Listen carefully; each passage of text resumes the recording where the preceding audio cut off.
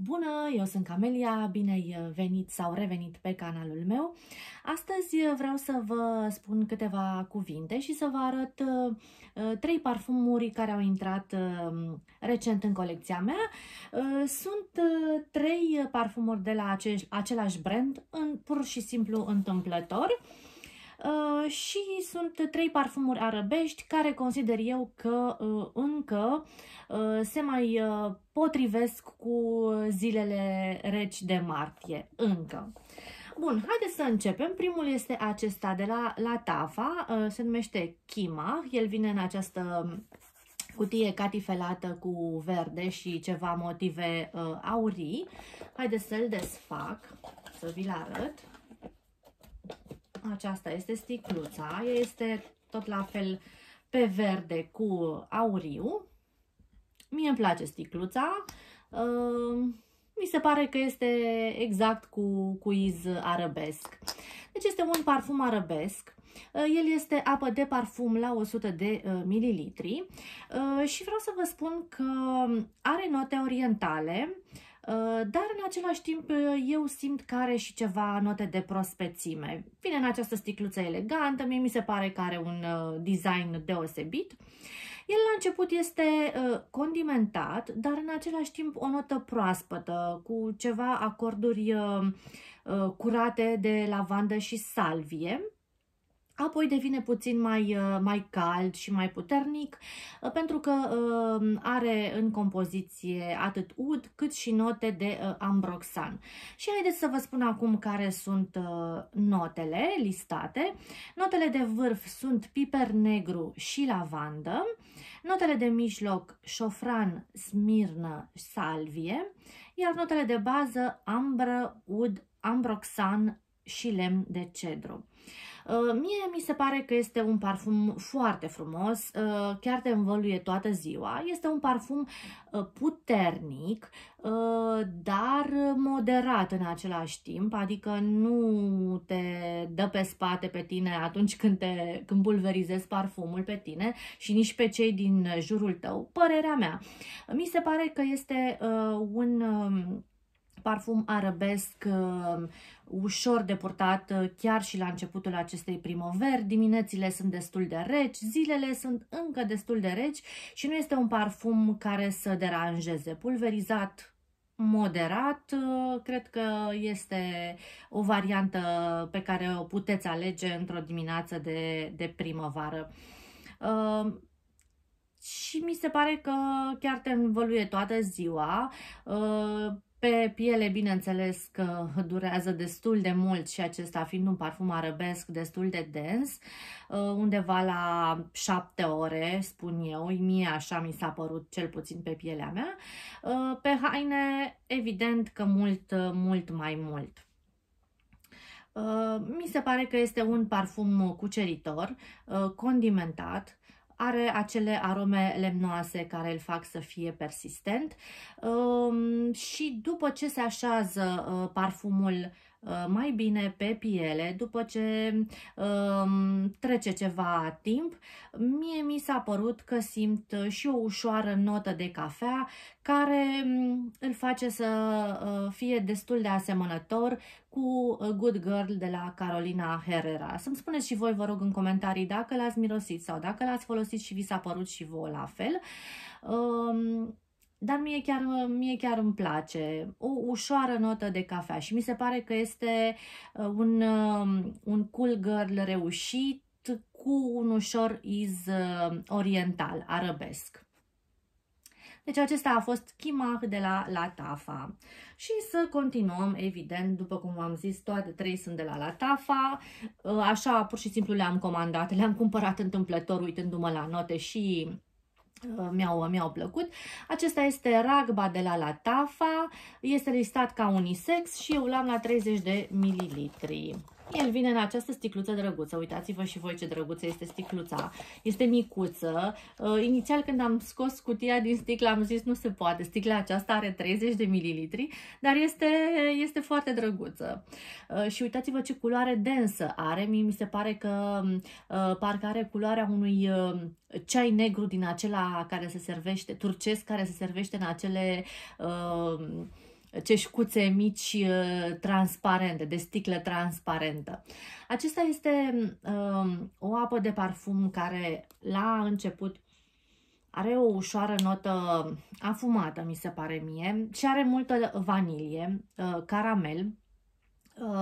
Este un parfum tipic oriental și destul de puternic, dar nu este un dulce foarte dulce. Este un dulce vanilat. Mie îmi place și acesta durează foarte mult, tot la fel, 7 ore pe piele și pe haine, atenție că pătează. Eu l-am pulverizat și pe o bluză care era albă și mi-a lăsat ceva pete, deci să fiți atenți dacă aveți obiceiul să pulverizați și pe haine. Eu mai fac și chestia asta, pulverizez atât pe piele, dar și pe haine, pentru că după cum știm, pe haine tot timpul mirosul se păstrează mult mai mult și mai intens de cele mai multe ori, depinde de pielea fiecăruia dintre noi. El are ca note de vârf, haideți să vă spun notele de vârf, vanilie, ud și condimente. Notele de mijloc, mosc, zahăr, tămâie și caramel. Iar notele de bază, lemn de santal, mosc și ambră. Deci în deschidere se simte vanilia, se simte udul, iar ca și condimente eu simt ceva scorțișoară și cardamom. Mie mi se pare un parfum delicios, dulce, dar poate fi purtat acum la început de martie. Chiar vi-l recomand dacă vă plac parfumurile acestea mai dulci, mai caramelizate, mai vanilate. Este o variantă pe care o puteți avea în vedere. Și nici nu costă mult. Eu am dat undeva în jur de 40 de lei, cred că pe acesta. Și oricum toate 3 parfumurile, fiecare este până într-o 100 de lei, iar acesta fiind la 30 de mililitri undeva până în 40 de lei. Eu le-am luat de pe EMAG pentru că atunci când le-am comandat le-am găsit la cel mai bun preț și am avut și transport gratuit, chiar dacă vânzătorii au fost diferiți. Pentru că mi-am activat Genius la începutul anului 2023, mi se pare chiar că merită atunci când îți comanzi comanzi de multe ori, nu mai plătești transport și eu aleg să le ridic de la EasyBox. Bun, deci acesta a fost Ragba de la Tafa, v-am zis, este un dulce, condimentat, lemnos, oriental vanilat. Este un parfum cu ud și vanilie care cred că va plăcea iubitorilor de parfumuri vanilate, condimentate. Și ultimul parfum pe care vreau să vi-l arăt, la Tafa Kaed, care vine în această cutie super elegantă, părerea mea, din piele. Aici are și scris Kaed. Aici la Tafa, aici este abțipidul acela de autenticitate pe care l-au parfumurile. Așa, și el vine în această sticluță aurie, care este foarte grea, dar carcasa aceasta să știți că este de plastic, adică nu este metalică, capacul la fel este de plastic, dar vine în ambalajul acesta auriu, sclipitor, sclipicios, dar pe mine nu mă deranjează. Mie mi se pare că ambalajele de genul acesta se potrivesc perfect parfumurilor arăbești, orientale. Acesta este cel mai puternic dintre toate cele 3 pe care le-am cumpărat acum.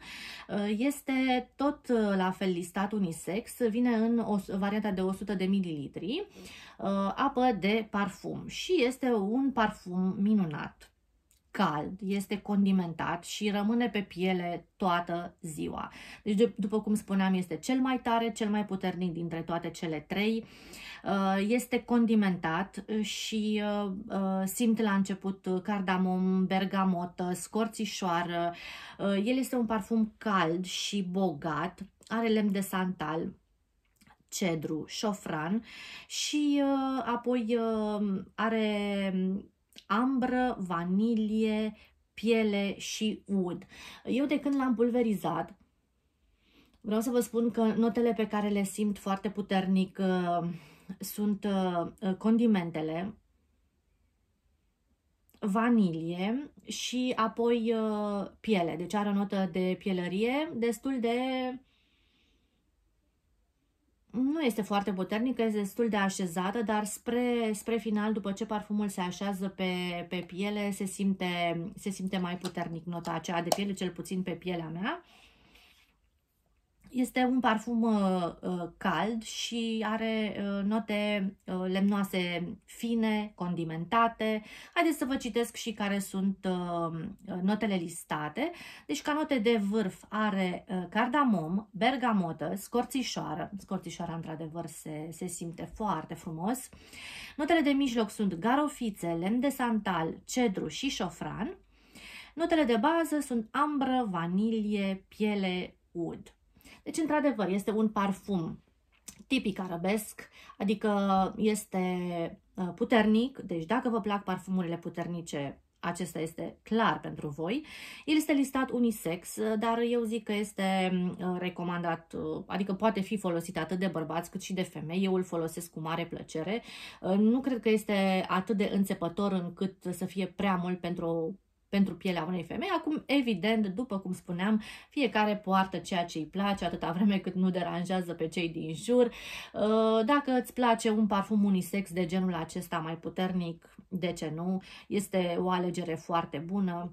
Prețul este unul foarte, foarte ok, până într-o 100 de lei și v-am zis, chiar este un parfum condimentat, dulce, cald, care chiar te învăluie întreaga zi. Rămâne pe piele toată ziua.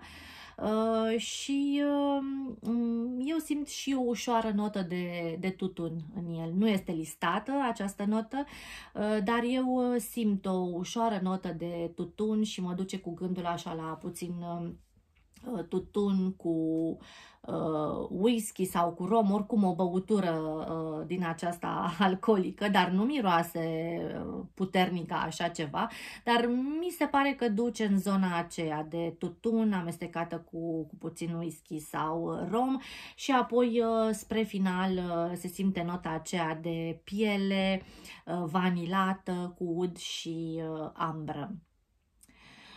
Bun, acestea au fost cele 3 parfumuri noi în colecția mea. Eu am de gând să le mai port la începutul acestei primăvere, atât cât îmi va permite vremea și va fi încă destul de rece. Vă mulțumesc dacă m-ați urmărit. Dacă vă place ceea ce prezint, vă aștept cu mare drag să vă abonați pe canalul meu. Dacă ați folosit aceste parfumuri, aștept să-mi spuneți și părerile voastre în comentarii. Vă doresc o zi minunată și până data viitoare. Pa, pa!